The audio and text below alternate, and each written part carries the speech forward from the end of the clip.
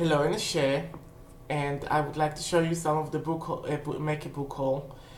Those are books that I've received recently, and I bought them throughout the year, and I saved from them, and some of them were my late birthday gift for myself. Some of them are academic books, but all of them has something to do with witchcraft. So the first two books that I've received was Wicca Herbal Magic and Wicca Oil Magic by Lisa Chamberlain, and they were extremely cheap. I got them while I purchased stuff in Amazon, and it's published by Wicca Schultz, and they give you like a free ebook of the Little Book of Wiccan Spells. And I really wanted to see if there is something new here. If like, since Scott Cunningham, something about Wicca magics got evolved or did it got stuck in place, because the publishing date, I think it's 2017 or 2016. It's a very new book. Those are a very new couple of books. Yeah, okay, 2015. Well, 2015, the Cunningham books were published in 93. It's like 30 years later. I hope there is something new in there. If there will be something remarkable in any of those books, I will do a review. That's one. Now, I also got several Hecate books. Hecatean Magic by B. Moreland, which had mixed reviews. And I started through it, and I went through it. It had interesting stuff. I will see what's going on. I got a Pian for Hecate. I got Burning Torches, a devotional ontology for Hecate, which I did browse through and had some interesting stuff. And Pagan Portals, Hecate, a devotional by Vivian Moss. It's like, Hecate was my earliest goddess. She was the first goddess that ever really came to me and spoke to me and helped me when I was a child. My sweetie, it's great. So anyway, I really love, getting all the books that I can about her, because I keep a temple of Hecate in my house. I have stones from major temples of hers around the world, and I'm planning to do a Hecate trip soon to Greece and to Turkey that will allow me, to gather more dust from her sacred places and make like my own like Hecate talisman. So I will carry with me all her special places, because she is my true protector. She is the goddess of witches. She is my true protectress. Okay, I got this, the Tao of the Craft. Now, I think that in a Western sort of philosophy, Chinese occultism is somewhat forgotten, and Chinese magic and Asian magic in general. It's like, everybody wants to be a Native American shaman, but nobody wants to be a Korean or a Shinto shaman, because those societies actually exist and they actually regulate their spirituality. So, I had a couple of books of Chinese and Japanese occultism, and I've read some of the source books like, the Tao Te Ching and the True Book of the Blossom of the South, which is basically a marvelous occult philosophy book by Zhuangzi, and I wanted to see more of the practicality of Asian magic. So I got this, and I had this on my wish list for a very long time. The Tao of the Craft, Through Talismans and Casting Sigils in the Eastern Esoteric Tradition by Ben Bell Wen.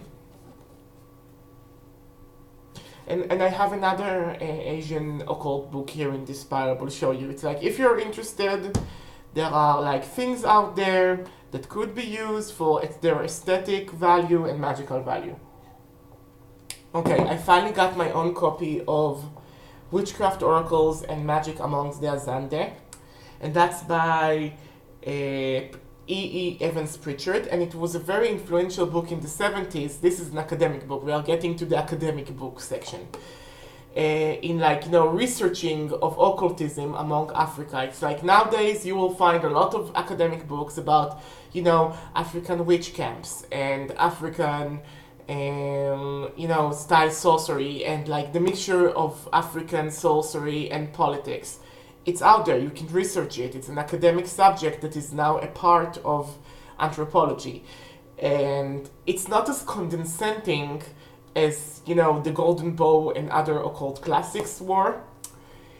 And, you know, and even though, you know, the practices here, you know, as a witch, you cannot use, like, you know, Benge, their poison divination, where they poison little chicks, and if they die, the answer is no, and if they survive, the answer is yes.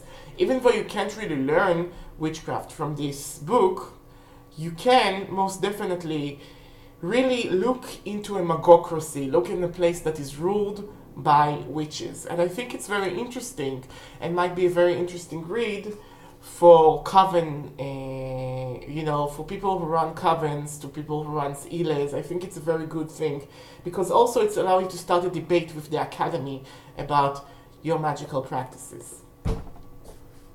Okay. Another book that I got two Palgrave books. Those are very expensive academic books, but they were most definitely worth it. I saved for them for quite a while. I got Werewolf Histories. This is an anthology about werewolf in Europe. And I know other kin werewolves. And in this anthology, they have articles. An anthology is a collection of articles, and it has these articles. The Differentiated Werewolf, an introduction to cluster mythology. Good to think, wolf and wolfman in the Greco-Roman world. Into the Wild, Old Norse stories of animal men. Yes, Baraki, I'm thinking about you. Before the Werewolf Trials, co-textualizing shapeshifters and animal identities in medieval northeastern Europe. Interlude, wolf riding. What about some good weather? Witches and werewolves in 16th century Italy. Species, fantasia, raisin, werewolves and shapeshifters in demonological literature. The judge lore, the political religious concept of metamorphosis and periaphis in Western Europe. The werewolf in popular culture of early modern Germany. Interlude, the shepherds of wolves. Estonian werewolf history. The werewolf in 19th century Denmark. Dead bodies and transformation, werewolves in some South Slavic folk traditions. Do you find it interesting? You can find it probably in your academic library. It's Palgrave. This is a British publishing house. It's marvelous. Another one from that publishing house is Charms, Charmers and Charming, International Research on Verbal Magic. It's edited by Jonathan Roper, and this is also an anthology. It's a hardcover.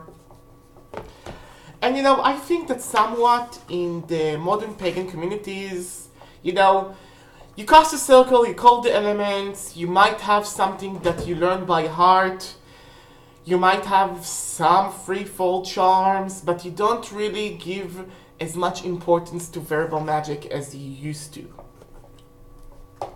Okay. One, the charmer's body and behavior as a window onto early modern selfhood. If not, shall employ Raff on Rats, identifying the common elements of rat charms. Rat charms, it's like, you know, all of you that were looking like, you know, to protect the house from rats and other things, you know. Miracles and impossible in magic folk poetry. Swedish snakebite charm from gender perspective.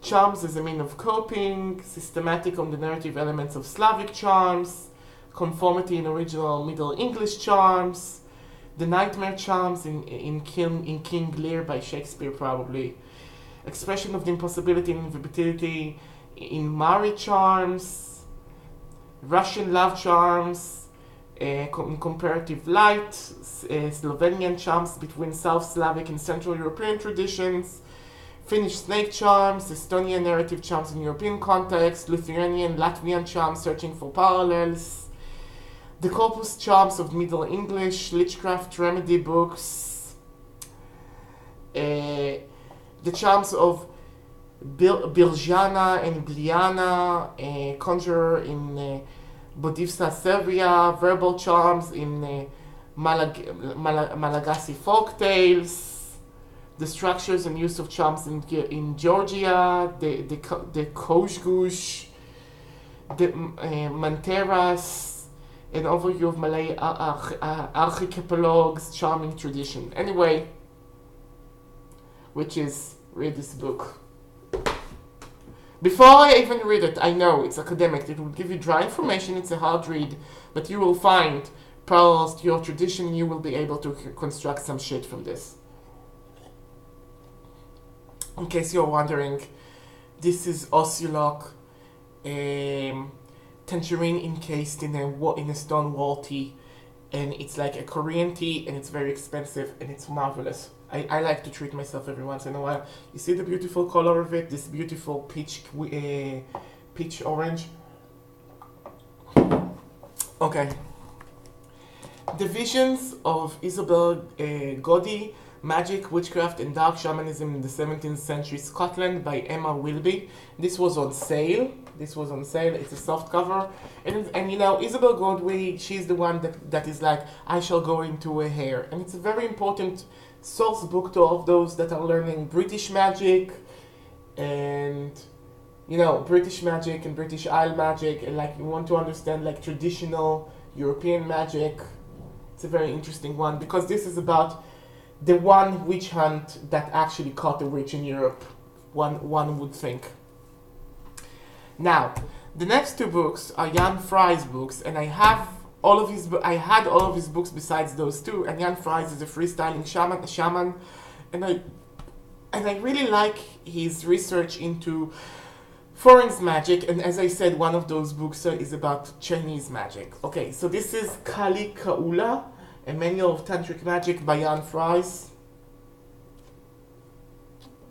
And also all of his manuals has those amazing hand-drawing paintings that he does. He's a great artist.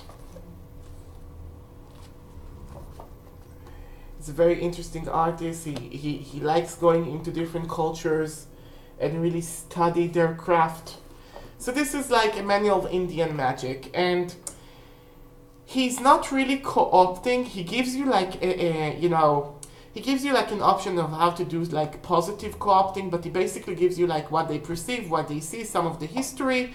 And as you see, it's not a small book. So if you're interested in Indian magic, a little bit more than just talking about chakras and like, you know, tantras and kundalini, this is the book for you. The other book that I got from him is Dragon Bones. Ritual, Myth, and Oracle in Shang Period China by Jan Fry.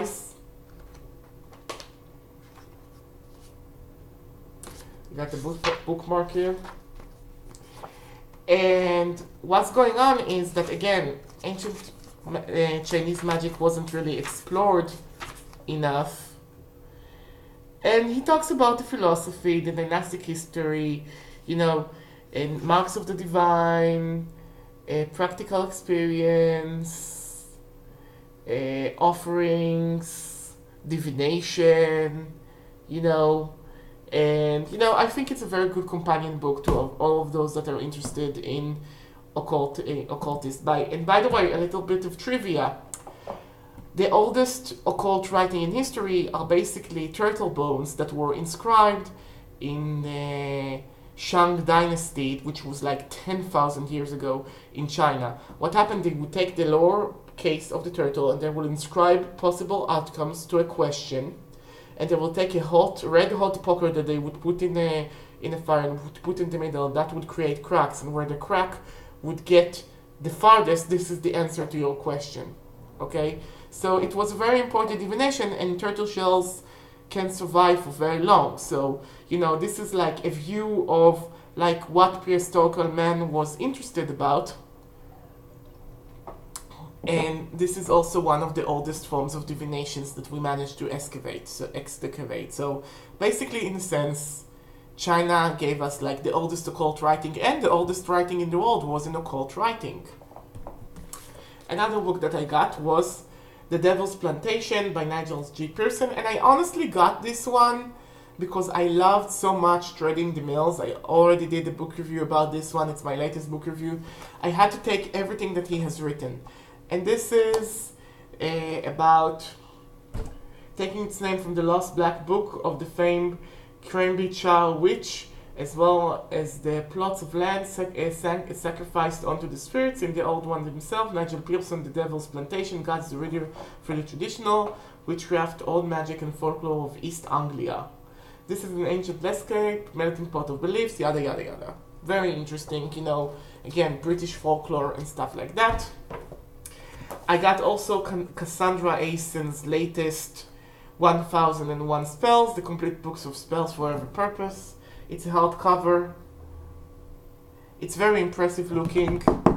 It's not that expensive, and I think, like, you know, if you have like this random witch friends that needs like a gift and you're not sure what to get them this book. I think it's like, you know, it has like, the spells here are passable. Obviously one needs to do offerings and, like, you know, and needs to adjust them to their own tradition, but it's like, you know, if the witch is very basic, she will get like rose quartz is good for love spells, information, you know, and you can use pink roses like an ideas to take and glean from it to make your own spells.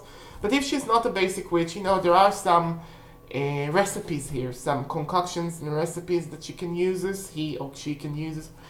And again, it looks very impressive. I think, like, you know, this is a good, you know, I bet some witches will get like, you know, 10 of these, and this will be like their Christmas gifts for people. Okay, and I got the Book of Crystal Spells, and there is 1 and 2. Those are my last books on this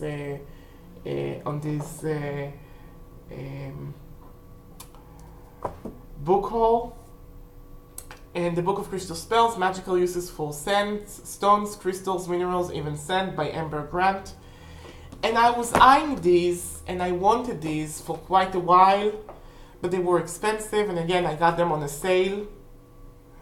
It has like interesting information because, look, I have a lot of crystal healing books, and I'm a very good crystal magician. I know how to imprint the stone with my intention and just let it generate itself.